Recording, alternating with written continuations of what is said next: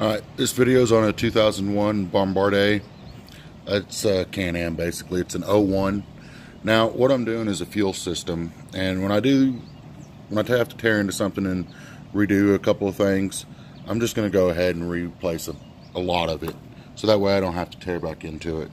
Now, what I ended up having to do is, it was this little grommet right here. It actually started leaking in my garage. It was on the actual fuel, not the reserve. So I went ahead and got one for the reserve, and then I also got a new fuel indicator. So this actually stopped working. I get all this stuff off of eBay. It was pretty cheap. Here's the old fuel indicator. You can see the float was gone. Probably from just using crappy gas, you know. Using crappy gas on small engines is actually not good for them at all.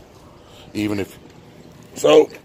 one of the things I wanted to go over is that this right here is what was in the tank. I actually had to take the whole tank off.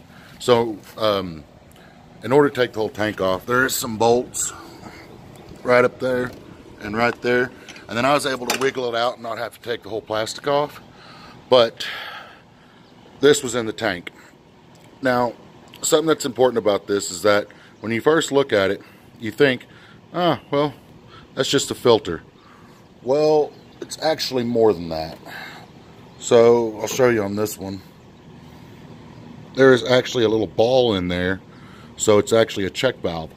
So everything that I've seen like that has a fuel pump on it, a vacuum fuel pump, generally has one of these. And the reason being is that when you go to start it up and you don't have to use a choke, generally that's because this is working properly. But if you have to use the choke about every time to start it, that's because the fuel has bled back down into the tank.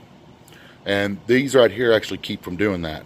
So this one right here, you do not want a real long hose on the on. The longer the hose, there's the hole, the less reserve you have, okay? So this is sufficient for your on position. Now, when it comes to your reserve, you want to cut, you know, about 4 to 5 inches, enough to get it towards the middle of the tank, and that's about it, because you want to empty out all that. Now, typically, what I did is I bought this stuff, both garments, the fuel gauge, and then I do have a new fuel pump right here. Got all this stuff off of eBay and Amazon. You can get it all pretty cheap. Now, that's just something I do. Replace it all so I ain't got to tear back into it. I did have to take off this black panel over here, as you can see. The cover for the fuel tank. And that was really it in order to get to all this stuff. So basically on one of these garments, what you're going to do, see if I can get my phone positioned.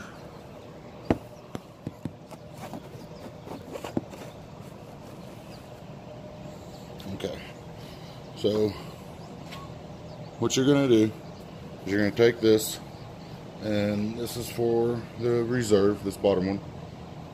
You'll go ahead and slide your hose in there. It's pretty tight.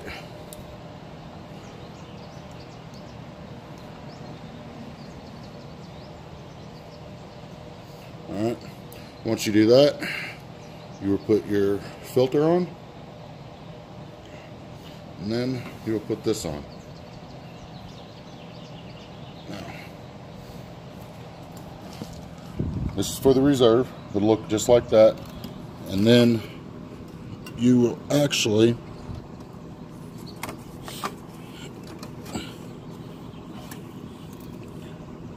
just kind of poke that in like so.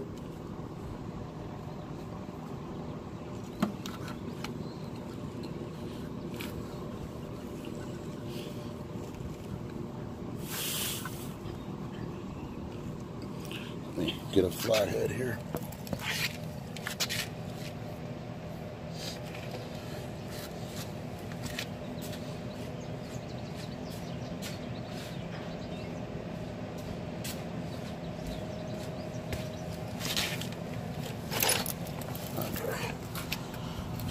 You'll have it in about like so, and we'll do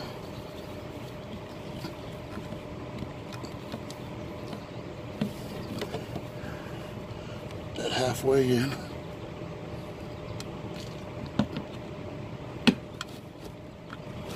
So push it up, push it through. And it's going to be a little tight, but that's what you want.